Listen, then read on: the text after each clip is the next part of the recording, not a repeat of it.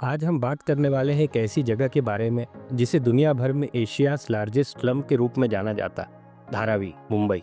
लेकिन क्या आप जानते हैं, धारावी सिर्फ एक स्लम नहीं बल्कि एक जिंदा एग्जाम्पल है स्ट्रगल, सर्वाइवल और सक्सेस का। इसके पीछे एक लंबी और इंटरेस्टिंग हिस्ट्री छुपी है जिसे आज हम समझते हैं। धारावी का इतिहास शुरू होता है 19th सेंचुरी के एंड में, जब ब्रिटिश गवर्नमेंट ने बॉम्बे सिटी को एक्सपांड करना शुरू किया था। उस टाइम यहाँ के लोकल फिशिंग कम्युनिटीज कोलीस रहते थे। जैसे जैसे इंडस्ट्रियलाइजेशन बढ़ा, सिटी के अलग अलग पार्ट से लोग काम की तलाश में यहाँ आने लगे। ये माइग्रेंट्स मोस्टली तमिलनाडु, उत्तर प्रदेश, बिहार और गुजरात से थे और धीरे धीरे धारावी एक मिक्स कल्चर बस्ती बन गई। अर्ली 1900 तक धारावी एक छोटी सी फिशिंग विलेज से बदलकर एक इंडस्ट्रियल हब बन गया। यहाँ छोटी छोटी वर्कशॉप्स, लेदर टेनिंग यूनिट्स और पोट्री का काम चालू हुआ। कुंभार कम्युनिटी ने यहाँ अपना पोट्री बिजनेस जमाया और लेदर इंडस्ट्रीज ने धारावी को एक इकोनॉमिक आइडेंटिटी दी। ब्रिटिश टाइम की ये area outside Bombay city limit माना जाता था, इसलिए गवर्नमेंट के रूल्स यहाँ अप्लाई नहीं होते थे और लोगों ने अपनी दुनिया खुद बना ली। 1940s और 50s के दौरान इंडिया के अलग अलग पार्ट्स में फेमाइन, अनएम्प्लॉयमेंट और पॉलिटिकल इंस्टेबिलिटी थी। इस वजह से थाउजेंड्स ऑफ माइग्रेंट्स मुंबई आए और उनमें से काफी लोग धारावी में बस गए।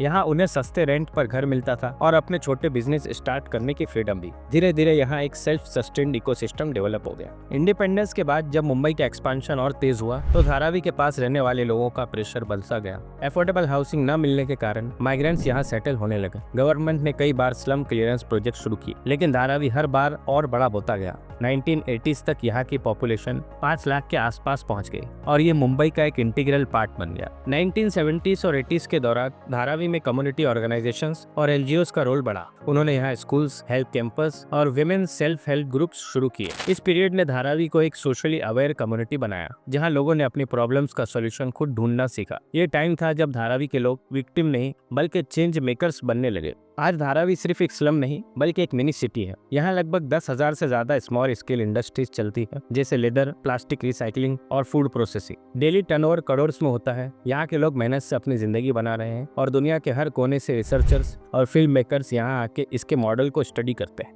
2000 के बाद से गवर्नमेंट ने धारावी रीडेवलपमेंट प्रोजेक्ट लॉन्च किया। इसका एम था मॉडर्न हाउसिंग बनाना, इंफ्रास्ट्रक्चर इंप्रूव करना और इंडस्ट्रीज को ऑर्गेनाइज्ड फॉर्म देना। लेकिन ये प्रोजेक्ट आज तक पूरे तरीके से इम्प्लीमेंट नहीं हो पाया, क्योंकि यहाँ के लोग अपना लोकल बिजनेस, कल्चर और कम्युनिटी बॉन्डिंग खोने से डरते हैं। धारावी के लोगों की एक खास बात यह है कि उन्होंने अपनी आइडेंटिटी को कभी नेगेटिव नहीं बनने दिया।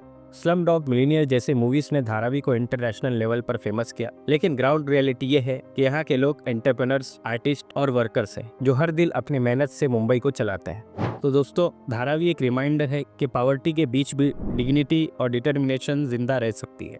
आज रीडेवलपमेंट प्लान्स चल रहे हैं। कुछ लोग इसे एक मॉडर्न टाउनशिप बनाना चाहते हैं और कुछ चाहते हैं कि इसकी असली कल्चरल आइडेंटिटी बनी रहे। लेकिन एक बात क्लियर है, धारावी मुंबई का दिल है और यहाँ की कहानी हर एक मुंबईकर के जज्बात से जुड़ी। अगर आपको ये वीडियो पसंद आई तो लाइक करें, शेयर करें और हमारे चैनल को सब्सक्राइब करें।